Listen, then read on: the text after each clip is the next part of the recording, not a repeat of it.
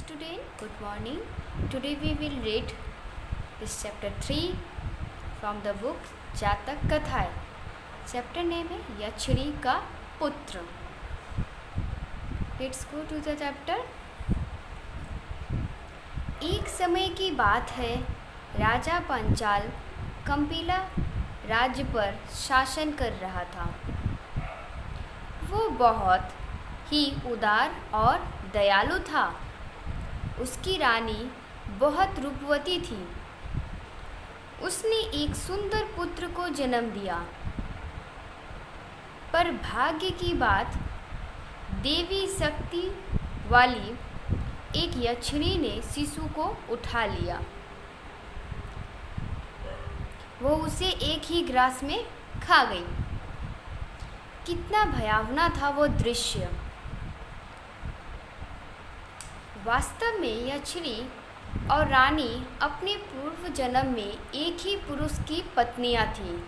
यक्षिणी और रानी कौन थी? वो अपने पूर्व जन्म में एक ही पुरुष की पत्नियां थीं. यक्षिणी दूसरी पत्नी से इतना ईर्ष्या करती थी कि उसने प्रण किया कि वह अगले जन्म में यक्षिणी बनेगी. यक्षिणी बनकर वह अपनी सौत के सारे बच्चे खा जाएगी. कितनी बुरी बात है यह. अगले वर्ष रानी ने एक और बच्चे को जन्म दिया. यक्षिणी आई और उसे भी खा गई. राजा अपने बच्चों की सुरक्षा के लिए बहुत चिंतित था. उसने तीसरा बच्चा होने से पहले रानी के कमरे, महल के सभी द्वारों पर और चारों ओर अपने श्रेष्ठ सैनिक तैनात कर दिए. राजा जब तीसरा बच्चा होने वाला था तब राजा ने क्या किया? अपने रानी के कमरे, महल के सभी द्वारों पर, उसके चारों कोनों पर अपने श्रेष्ठ सैनिक को तैनात कर दिया. पर ईर्ष्यालु यक्षिणी बहुत चालाक थी. उसने अपनी देवी शक्ति से फिर पैदा होते ही शिशु को उड़ा लिया. रानी चिल्लाती रही, यक्षिणी को रोको, उसे पकड़ो. यक्षिणी खिड़की से कूदकर जंगल की ओर भाग गई. तीव्र वेग से दौड़ने वाले घोड़ों पर सवार सैनिकों ने उसका पीछा किया, पर वे यक्षिणी को ना पकड़ सके. उसने अपने आप को झील के पानी में छुपा लिया था. उसने यानी यक्षिणी ने अपने आप को झील के पानी में छुपा लिया था.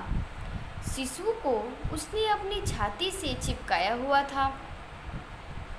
छोटे से उस शिशु ने सोचा ये उसकी माँ है और वह उसकी छाती से दूध पीने लगा.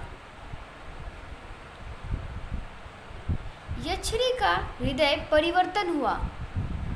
उसमें माँ की ममता जाग उठी. वह उस शिशु को खा न सकी. वह उसे शमशान भूमि की एक गुफा में ले गई और उसका लालन पालन करने लगी. वह प्रतिदिन शमशान में लाए मृत शरीरों से मांस ले आती. दोनों आनंद से वह भोजन करते. वो भोजन में क्या करते? जो शमशान में मृत शरीर लाया जाता था उन्हीं के मांस को लेकर वो लोग खाते थे.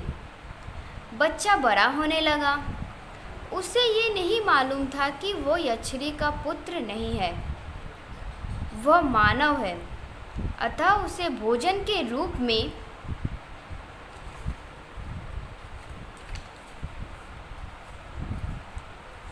ऐसा मांस नहीं खाना चाहिए. यक्षिणी तो अपनी देवी शक्ति के बल पर किसी स्थान से अदृश्य हो कहीं और प्रकट हो जाती थी. पर इस बढ़ते हुए युवक के पास ऐसी कोई शक्ति न थी. उसे तो सब देख सकते थे. एक दिन यक्षिणी किसी पौधे की जड़ ले आई. उसने उसे पीसा और नवयुवक को खिला दिया. उसे खाते ही नवयुवक के पास अदृश्य होने की शक्ति आ गई। इस जड़ को रोजाना ना खाने पर इसका प्रभाव समाप्त हो जाता। यक्षरी एक अच्छी माँ की तरह उसे रोज याद कराती रहती। अब यक्षरी और नवयुवक अलग अलग स्थानों पर जाने लगे। वे मनचाहा मानव मांस खाकर अपने दिन आनंद से बिताते थे। यक्षरी बूढ़ी हो गई और मर गई। उसका पुत्र पहले की तरह इधर उधर अकेला रहता। वह मानव मांस पर ही निर्भर था, क्योंकि किसी और तरह के जीवन से उसका कोई परिचय न था। उधर राजमहल में राजा पांचाल की रानी ने चौथे पुत्र को जन्म दिया। अब यक्षरी का कोई भय न था। यह बच्चा बड़ा होने लगा। समय पाकर वह बहुत योग्य युवराज बना। उसका नाम था जयदिशा। वो बहुत दयालु था। वह अपनी प्रजा का अपनी संतान की तरह ध्यान रखता।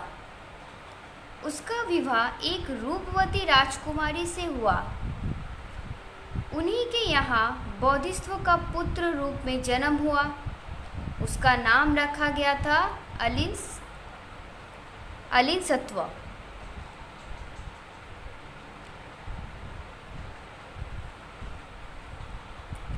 एक दिन कुछ लोग अपने मृत संबंधी के अंतिम दाह के लिए शवदाह गृह यानी शमशान गए। वहाँ उन्होंने यक्षरी के पुत्र को किसी और मृत शरीर का मांस खाते देखा। वे बहुत ही भयभीत हो गए। पहले तो यक्षरी और उसका पुत्र अदृश्य हो जाया करते थे, पर यक्षरी की मृत्यु के बाद पुत्र को वो जड़ कहीं नहीं मिली। इसीलिए उसमें अदृश्य होने की शक्ति नहीं रह गई। वो मानव मांस खाने की इच्छा तो दबा नहीं पाता था, इसीलिए दिन के प्रकाश में भी मांस खाने आ जाता था। उसे इस तरह पाशविक तरीके से मांस खाते देख लोग बहुत भयभीत हो गए। वे अपने राजा जयदिशा के पास पहुँचे। उन्होंने बताया कि हमने शवदाह गृह में एक आदमी देखा है जो मृत शरीरों का मांस खा रहा था। वह तो किसी दिन हमें भी खा जाएगा। उसे तुरंत पकड़ लिया जाना चाहिए। राजा ने अपने सैनिकों को शमशान भूमि के चारों ओर घेरा डालने को भेज दिया। यक्षरी का पुत्र ये देख डर गया। छुपने का कोई स्थान न था और वह अदृश्य हो नहीं सकता था। उसने सैनिकों को डराने के लिए कई तरह की भयंकर आवाज़ें निकाली। फिर उसने भीड़ में से भाग निकलने की कोशिश की। लोगों ने देखा कि यह अजीब सा व्यक्ति उन्हीं की तरफ मानव है, तो और भी भयभीत हो गए। भीड़ को चीरता हुआ यक्षरी का बेटा जंगल में भाग गया। फिर वह कभी शमशान भूमि न आया। जंगल में उसे मनुष्य कहाँ से मिलते? अपनी भूख मिटाने के लिए अब वह एक एक कर यात्रियों को मारने लगा। एक बार एक आदमी बैलगाड़ी के कारवां के साथ जंगल से गुजरा। वह सबसे आगे रास्ता दिखाता हुआ चल रहा था। अचानक यक्षरी का बेटा जानवरों की तरह चिल्लाता हुआ वृक्षों के पीछे से निकला। वो बिल्कुल राक्षस लग रहा था। सभी आदमी गाड़ियाँ छोड़ छुप गए। कारवां के नेता को उठा वो राक्षस जैसा आदमी जंगल में भाग गया। जब सबने ये देखा तो वे उसके पीछे भागे। यक्षरी का बेटा कंधे पर लदे बोझ के कारण तेज न भाग सका। उसे ठोकर लगी और उसका सिर एक वृक्ष से जा टकराया। पीछे आते लोगों को समीप आते देख उसने कारवा के नेता को वहीं छोड़ा और किसी तरह पेड़ के नीचे अपने शरण स्थल तक पहुंच गया। उसे खाने को कुछ न मिला। वह थकान और कमजोरी महसूस करने लगा। 1 सप्ताह तक वह भूखा वहीं पड़ा रहा। एक दिन राजा जयदिसा उसी जंगल में हिरण का शिकार करने गए। रास्ते में उन्हें एक ब्राह्मण मिला। ब्राह्मण कुछ धन कमाने के लिए राजा को कहानियाँ सुनाना चाहता था। राजा ने उससे कहा, अभी तो मैं शिकार के लिए जा रहा हूँ, लौटते समय मैं आपके पास आऊँगा और आपकी कहानियाँ अवश्य सुनूंगा, आप चिंता ना करें। राजा अपने साथियों के साथ जंगल की ओर बढ़ गया। जंगल अनेक प्रकार के वन्य पशुओं से भरा था। जयदिसा ने एक सुंदर हिरण देखा। वो तुरंत उसके पीछे दौड़ पड़ा। हिरण का पीछा करते करते राजा राह भटक गया। उसके सेवक भी कहीं पीछे छूट गए। राजा को हिरण का शिकार करने के बाद ही ये बात समझ आई। अपनी थकान मिटाने के लिए वह एक पेड़ के नीचे बैठ गया। कुछ देर बाद वह उठा और रास्ता ढूंढने लगा। तभी उसने वहीं खड़े रहने का हुक्म देती किसी मनुष्य की कठोर आवाज़ सुनी। वह यक्षरी का बेटा था। उसने एक ही सांस में राजा से कई प्रश्न पूछे।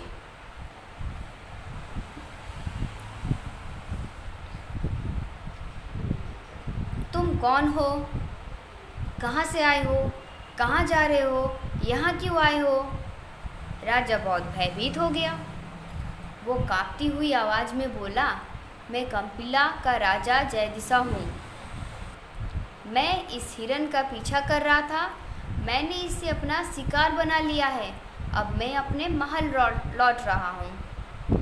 तुम मेरा भोजन हो, मैं तुम्हें खाऊंगा। यक्षिणी का पुत्र गरजते हुए बोला कि तुम मेरा भोजन हो, मैं तुम्हें खाऊंगा। हिरण की ओर संकेत कर राजा ने कहा, आप ये पूरा हिरण खा लीजिए, कृपया कर मुझे ना खाइए। यक्षिणी पुत्र को तो मानव मांस खाना था। उसकी तृप्ति पशु मांस से कैसे होती? उसने राजा को खाने पर जोर दिया। कोई और रास्ता ना देख राजा ने कहा, मैंने एक ब्राह्मण को वचन दिया है कि मैं लौटते समय उसकी कहानियाँ सुनूंगा और उसे कुछ धन दूंगा। मरने से पहले मुझे अपने वचन का पालन करने दीजिए। यक्षिणी पुत्र ने इस बात का विश्वास कर राजा को जाने दिया। राजा ने अगली सुबह तक लौटने का वचन दिया। जैसे ही जयदेश राजधानी लौटा, उसने ब्राह्मण को बुला भेजा। धैर्यपूर्वक उसकी कहानियाँ सुनी। ब्राह्मण के ज्ञान और बुद्धिमानी की प्रशंसा करते हुए उसे ढेर सारा धन दिया और उसे दर्शन संबंधी अध्ययन करने के लिए तक्षशिला भेज दिया। राजा ने तब अपने पुत्र को बुलाया, राजकाज के विषय में समझाया। उसने तुरंत पुत्र को राजगद्दी पर बैठा राजा घोषित कर दिया। दूसरी सुबह वो यक्षिणी पुत्र के पास चल पड़ा।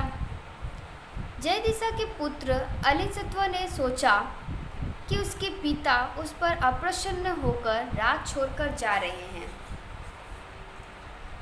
वो अपने पिता के चरणों पर गिर क्षमा प्रार्थना करने लगा। पिता ने पुत्र को गले से लगाते हुए कहा, नहीं प्रिय पुत्र, तुम तो मेरे श्रेष्ठ पुत्र हो। मुझे तुम पर गर्व है। मैंने एक यक्ष को वचन दिया है, मैं उसी को पूरा करने के लिए जा रहा हूँ। पिताश्री, मुझे ये राज सिंहासन नहीं चाहिए। मैं आपको अपने पास देखना चाहता हूँ, अलिसत्व ने रोते हुए कहा। रानी भी राजा के जाने के समाचार से बहुत दुखी थी। राजा ने पत्नी और पुत्र को शांत कराते हुए समझाया, मैं तुम्हारे दुख को समझता हूँ, पर अब मुझे अवश्य चल देना चाहिए। जंगल में जो यक्ष मुझे मिला था वो मानव मांसभक्षी है। उसने तो मुझे कल ही खा लिया होता। मैं अपनी प्रतिज्ञा नहीं तोड़ सकता। अलिनसत्व ने पिता से प्रार्थना की कि वो अपने स्थान पर उसे जाने दे। यह सुझाव भी बहुत दुखदाई था, पर पुत्र ने इस तरह अपने पिता को समझाया, यक्ष को मानव मांस चाहिए, फिर वह किसी भी मनुष्य का क्यों ना हो। मेरे जाने से उसे क्या फर्क पड़ेगा। दूसरे मेरे पास आत्माओं को बदल लेने की शक्ति है। मैं अपनी आत्मा आपके भीतर और आपकी आत्मा अपने भीतर रख लूँगा। इस तरह यहाँ रहने वाला तो मैं ही हूँगा, आप नहीं। इस तर्क से राजा जयद्रथ कुछ अस्वस्थ हुए और उन्होंने पुत्र को जाने दिया। जंगल में यक्षरी पुत्र भूख से व्याकुल अपने आप को कोस रहा था कि राजा को क्यों जाने दिया। तभी उसने एक सुंदर नवयुवक को अपनी ओर आते देखा। वो मुस्कुरा रहा था। उसके मुख पर भय या क्रोध का कोई चिन्ह न था। पास आकर उसने कहा, मैं आ गया हूँ, कृपया कर मुझे अपना भोजन बनाइए। यक्षरी पुत्र ने पहली बार ऐसे आदमी देखा जो ना तो भयभीत है ना ही मित्रों से।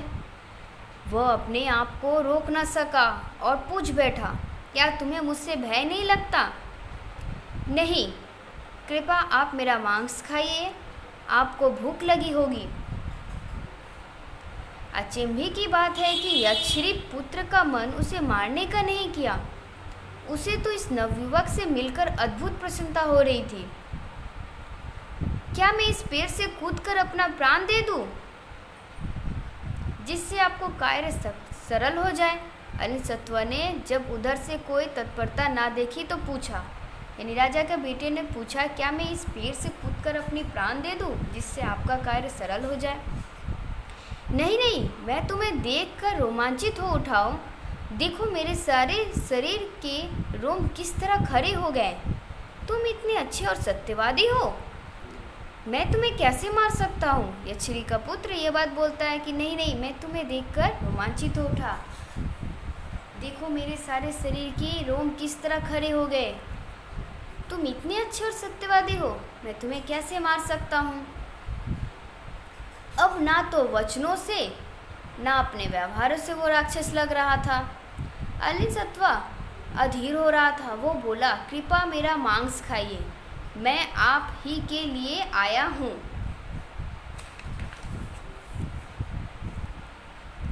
यक्षरी पुत्र ने समय निकालने के लिए बहाना बनाया।